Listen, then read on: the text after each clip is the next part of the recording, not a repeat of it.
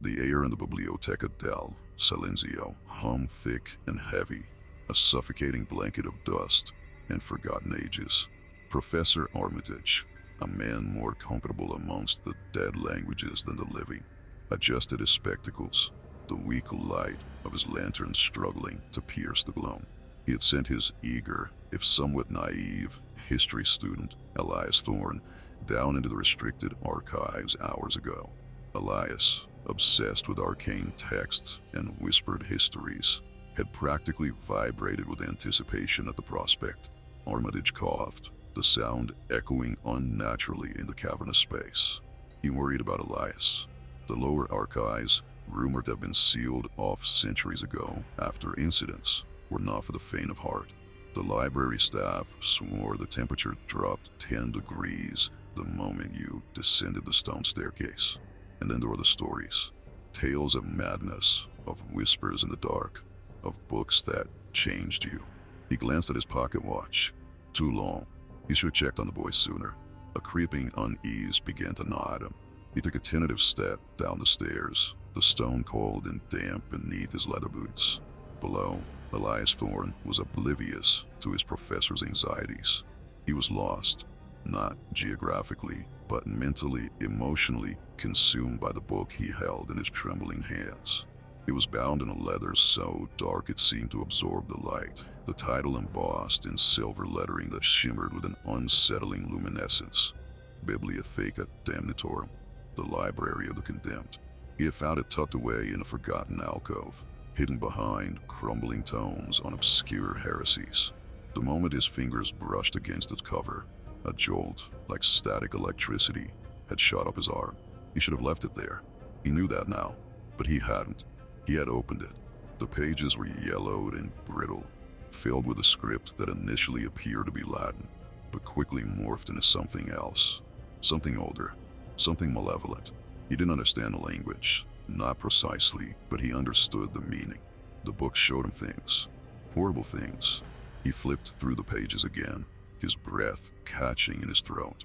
There, on page 73, was a detailed account of a fire in the very library he stood in. The description was chillingly specific. The West Wing, the rare manuscript section, ignited by a faulty electrical wire. And then, the names of the victims, trapped within the inferno. He recognized several of the librarians. He dismissed it at first, a morbid fantasy, the product of a fevered imagination. But then he turned the page. Page 112.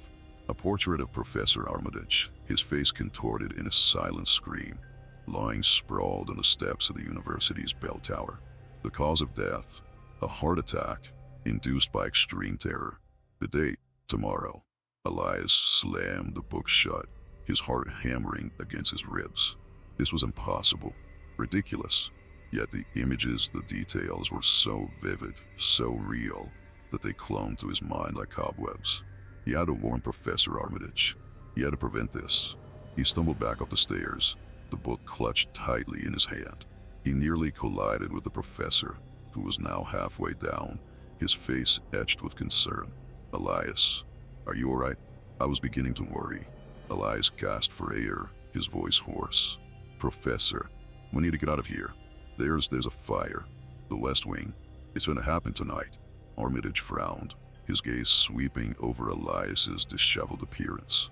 A fire? What are you talking about, Elias? I saw it. In this book, he thrust the Bibliotheca Damnatorum towards Armitage.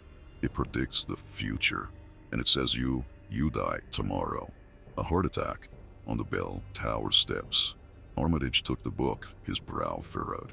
He glanced at the cover, then opened it, his expression shifting from skepticism to something else, something darker. He quickly flipped through the pages, his eyes widening. This is not possible, he whispered, his voice trembling. He looked at Elias, his eyes filled with a fear that mirrored the student's own. The language, it's a dialect of Sumerian I haven't seen in decades. And the descriptions, they're accurate, frighteningly so. He closed the book, his hand shaking. We need to get this out of the library, now, and then we need to contact the authorities. About the fire, they rushed out of the archives, the Bibliotheca Damnatorum, a cursed weight in Armitage's hands. As they reached the main hall, a faint smell of smoke tickled Elias's nostrils. He looked towards the west wing. A thin tendril of smoke was curling from under the door. His blood ran cold. The book was right. Professor, the fire. It's happening. Armitage's face was a mask of horror. He clutched the book tighter, his knuckles white. We need to get everyone out. They ran towards the west wing, shouting warnings, banging on doors. The few librarians, still on duty, stared at them in confusion, then disbelief. But the smoke was thickening now, acrid and suffocating. The smell of burning paper filled the air. Panic erupted. Elias managed to help evacuate several people, guiding them through the smoke-filled corridors towards the exit. But as he turned to go back, he saw Professor Armitage standing frozen in the middle of the hall, staring at the Bibliotheca Damnatorum with an expression of abject terror. "Professor, we need to go," Elias yelled, but Armitage didn't move. Suddenly, a section of the ceiling collapsed, showering them with sparks and burning debris. Elias grabbed Armitage and dragged him towards the exit, just as a wall of flames erupted, cutting off their escape route. They were trapped. As the flames licked at their heels, Elias looked at Armitage, his face illuminated by the inferno. The professor was still clutching the book, his eyes wide with a horrifying realization. "It's not just predicting the future," Armitage whispered, his voice barely audible above the roar of the fire. "It's orchestrating it." The heat was unbearable.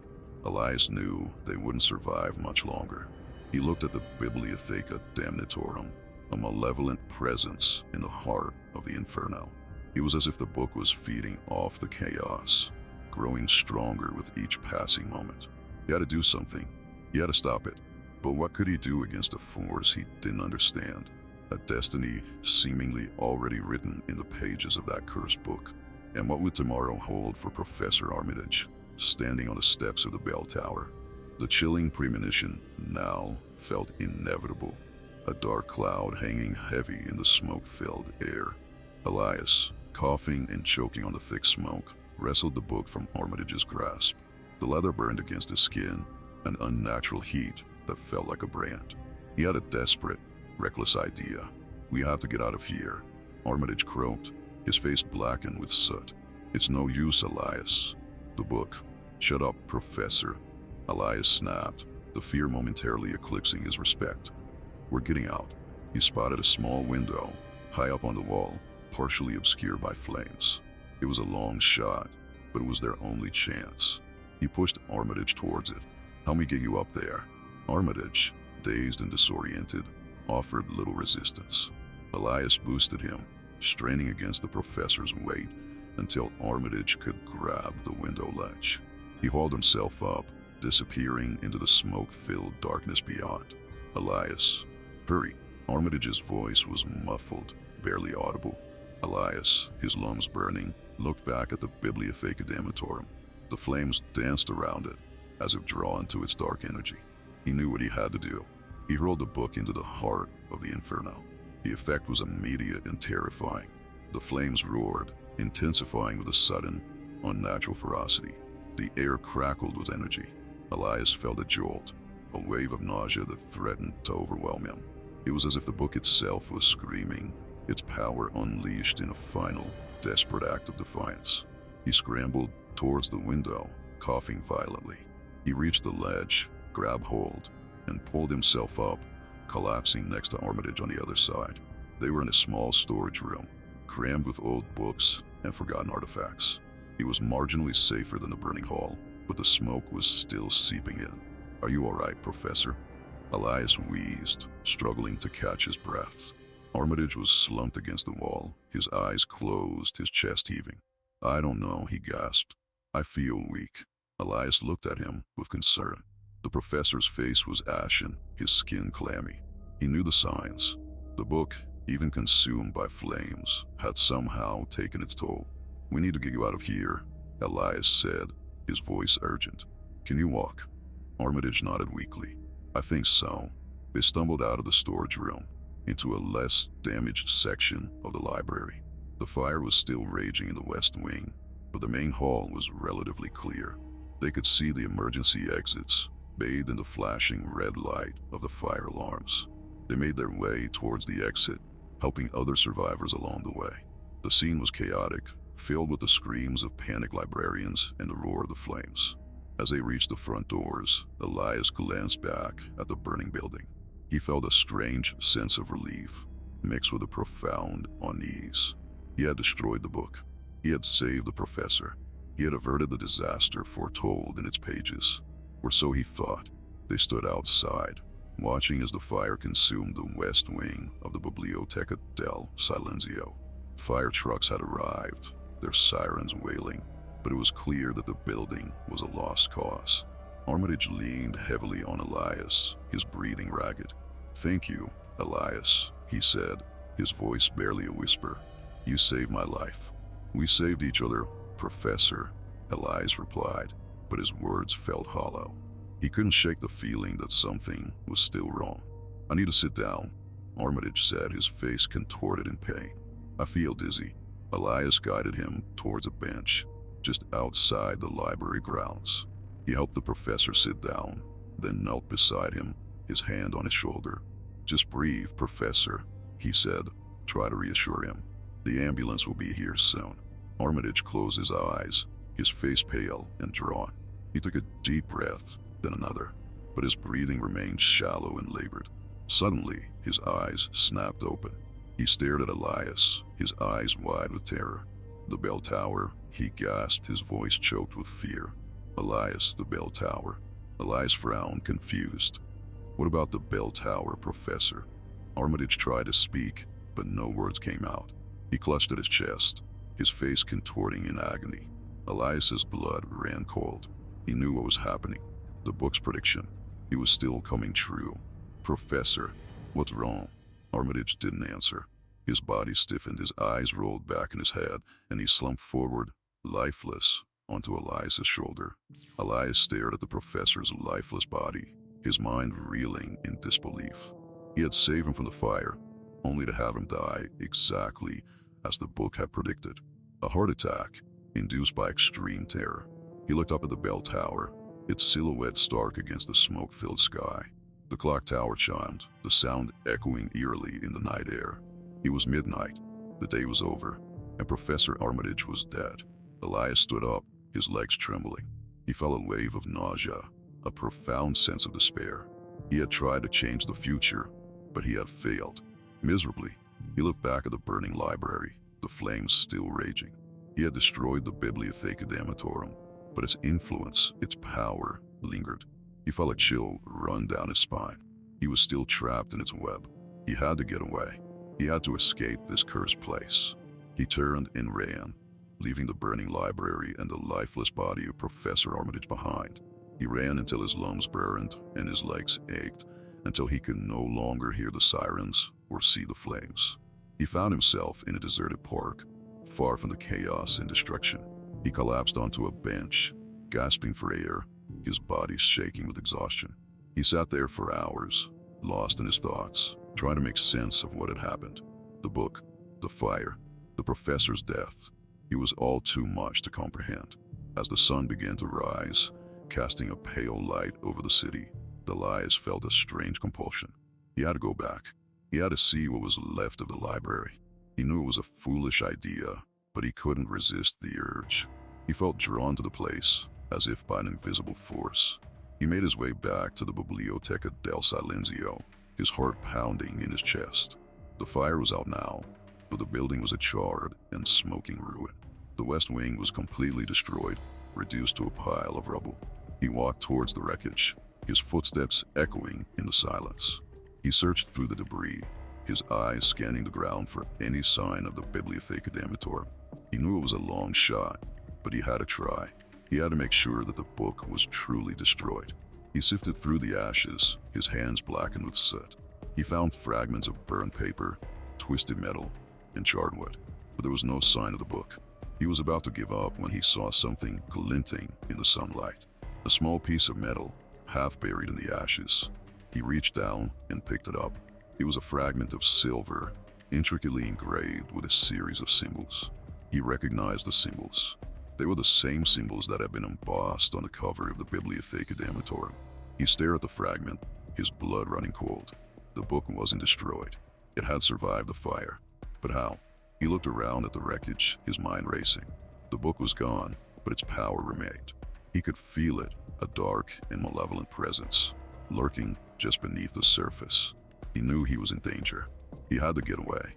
He turned to leave, but then he saw something that made him stop in his tracks. Standing in the middle of the wreckage, bathed in the pale morning light, was a figure. A tall, shadowy figure, cloaked in darkness. Elias couldn't make out the figure's face, but he could feel its gaze, cold and piercing, fixed upon him. The figure raised its hand, and in its hand, it held a book, the Bibliotheca Damnatorum. But it was different now. The leather was darker, the silver lettering brighter, and the pages were filled with a new script. A script that Elias recognized. It was the story of his life, and it wasn't a happy one. The figure smiled, a chilling, inhuman smile.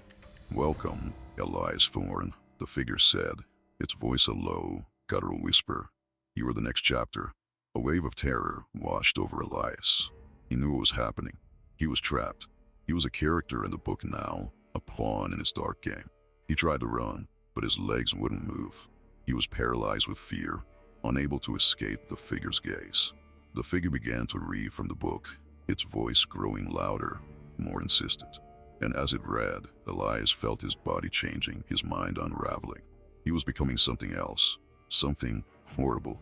He screamed, but no sound came out. He was trapped in a living nightmare, his fate sealed in the pages of the Bibliotheca Damnatorum. The figure closed the book, its smile widening. "The story has just begun," it whispered. Elias saw his reflection in a shard of glass. It wasn't him anymore. The hope for the next block. Who was the figure? And what exactly had Elias become? The figure remained shrouded in shadow, an enigma sculpted from the very darkness that clung to the ruined library. Elias, or what was left of him, could only stare, his mind a swirling vortex of fear and confusion. He tried to scream, to fight, but his body was no longer his own. It felt alien, heavy, contorted into a grotesque parody of its former self. He focused on his reflection in the shard of glass, tried to decipher the horror that stared back. His skin, once fair, was now a sickly gray, stretched taut over newly prominent bone. His eyes, once bright and full of life, were now sunken and black, like vacant holes in a skull. And his mouth had widened, the lips pulled back in a perpetual, silent scream, revealing rows of needle-sharp teeth that had never been there before. He was becoming something monstrous. The figure chuckled, a dry, rasping sound that echoed through the ruins. "Confused, Elias? Disoriented? That is only to be expected. You are undergoing a transformation, a metamorphosis into something more." Elias tried to speak, to plead for mercy, but all that came out was a guttural gurgle, an inhuman sound that made his own blood run cold. "Do not struggle," the figure said, its voice laced with a cruel amusement. "Resistance is futile. Your fate is sealed, your story written. You are merely playing your part, fulfilling your destiny within the pages of the Bibliotheca Damnatorum." The figure stepped closer, the shadows swirling around it like a living cloak. Elias could now make out some details. Long, skeletal fingers clutching the book, a face hidden beneath a deep cowl, eyes that glowed with an unholy light. "But who are you?" Elias managed to croak, the words barely audible. The figure paused as if considering the question. Then it smiled, a truly terrifying expression that sent shivers down Elias's newly transformed spine. "I'm many things, Elias," it said. "A librarian, a scholar, a collector of souls. But perhaps the most accurate description would be the author." "The author?" Elias's mind struggled to comprehend the implications. The author of the Bibliotheca Damnatorum, the one who wrote the future, who orchestrated the tragedies, who condemned him to this horrific fate. "You did this?" Elias gasped, the accusation laced with a desperate rage. "Indeed," the figure replied, its voice dripping with satisfaction. "I crafted your story, meticulously plotted your downfall. And now, I am here to witness its culmination. But why? Elias pleaded. Why me? Why Professor Armitage? Why anyone? The figure shrugged, a gesture that seemed to dismiss the suffering of countless souls. Because stories need characters, Elias, and some stories need villains. You were simply chosen to play your part. But I didn't want this, Elias cried, his voice cracking with despair. I just wanted to learn about history. I just wanted to understand the past. The past is irrelevant, the figure sneered. The future is all that matters, and the Bibliotheca Damnatorum holds the key to unlocking it. You, Elias Thorne, are now a part of that key. The figure opened the book, its pages glowing with an eerie luminescence. Elias could see the words forming, shifting, rearranging themselves into new and terrifying configurations. Your transformation is almost complete, the figure said, its voice hypnotic. Soon, you'll be ready to fulfill your purpose. Soon, you'll be ready to unleash your horror upon the world. Elias felt a searing pain ripping through his body, as if his bones were being reshaped, his muscles twisted into unnatural forms. He screamed, a long, agonizing wail that echoed through the ruins, a sound that spoke of unimaginable torment. He could feel his humanity slipping away, replaced by something dark and monstrous. He was losing himself, becoming a creature of pure nightmare. The figure closed the book, its smile widening. Excellent, it said. You are almost ready. The figure then raised its hand, and a wave of energy washed over Elias, knocking him to his knees. He felt his senses heightened, his awareness expanding. He could see things he had never seen before, hear things he had never heard before. He could see the threads of fate connecting people and places, weaving together the tapestry of the future. He could see the tragedies waiting to unfold, the horrors lurking just beneath the surface of reality. And he knew, with a chilling certainty, that he was now destined to play a part in those horrors. Your first task is simple, the figure said, its voice cutting through the chaos in Elias's mind. There's a young woman, a librarian named Sarah, who works at the university. She is researching the Bibliotheca Damnatorum, trying to uncover its secrets. She must be stopped. Elias recoiled in horror. Sarah, she was a friend, a colleague, a kind and gentle soul. He couldn't hurt her. He wouldn't. I can't, he stammered, his voice barely a whisper. The figure's smile vanished, replaced by a look of cold fury. You will do as you are told, it snarled. You are no longer Elias Thorne. You are a tool, an instrument of my will. Disobey me, and you will suffer consequences beyond your comprehension.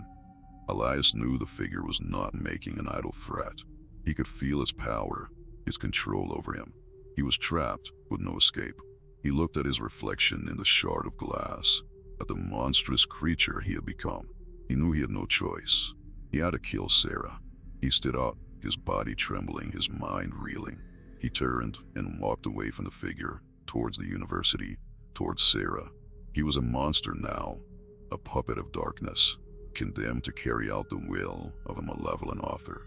But even as he walked, a tiny spark of his former self flickered within him, a spark of hope, of defiance, of a desperate desire to break free from the Bibliotheca Damnatorum's control. He didn't know how, he didn't know when, but he knew he had to find a way to stop this. He had to find a way to save Sarah. He had to find a way to reclaim his soul. But as he approached the university, he couldn't shake the feeling that he was walking into a trap. He could sense the figure watching him, its eyes following his every move. And he knew that the Bibliotheca Damnatorum was already writing the next chapter of his story. What horrors awaited him at the university? And could he possibly find a way to resist the book's dark influence? Or was he destined to become the very monster he feared? The university loomed before him, a Gothic monolith against the dawning sky. It was a place of learning, of enlightenment, but now, to Elias, it felt like a tomb, a labyrinth of shadows and impending doom. He could feel the weight of the Bibliotheca Damnatorum's influence pressing down on him, urging him forward towards his grim task.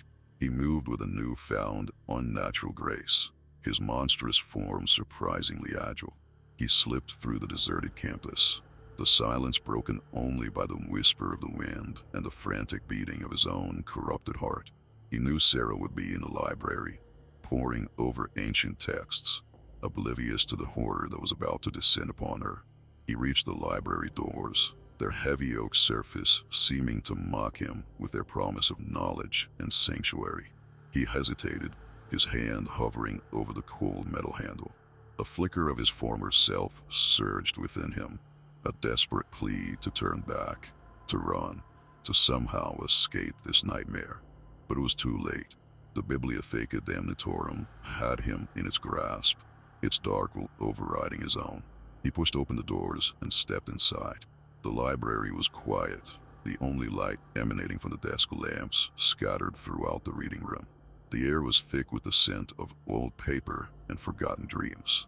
He could hear the faint rustling of pages, the hushed whispers of students immersed in their studies. He scanned the room, his eyes searching for Sarah. He spotted her in a secluded corner, surrounded by stacks of books, her brow furrowed in concentration. She was so engrossed in her work that she didn't notice him approaching. He moved closer, his footsteps silent on the carpeted floor. He could see her face now, illuminated by the soft glow of the lamp. She looked tired but determined, her eyes shining with intelligence and passion. He stopped a few feet away from her, his monstrous shadow falling across her desk. She looked up, startled, her eyes widening in surprise.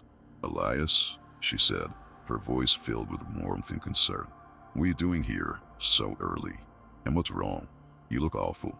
He couldn't speak, the words caught in his throat, choked by the weight of his impending betrayal. He could only stare at her, his heart breaking with each passing moment. Sarah frowned, her gaze searching his face. "Elias, are you all right? You're scaring me." He took a step closer, his hand reaching out towards her. He knew what he had to do. He had to kill her, but he couldn't. He just couldn't. "Sarah," he finally managed to croak, his voice barely a whisper. "You need to get out of here. Now." Sarah looked confused, her eyes filled with concern. "What are you talking about, Elias? What's going on? Just go," he pleaded, his voice rising in desperation. "Get out of the library. Get away from me." Sarah stood up, her face etched with worry. "Elias, I don't understand. What's happening to you?" He couldn't tell her the truth.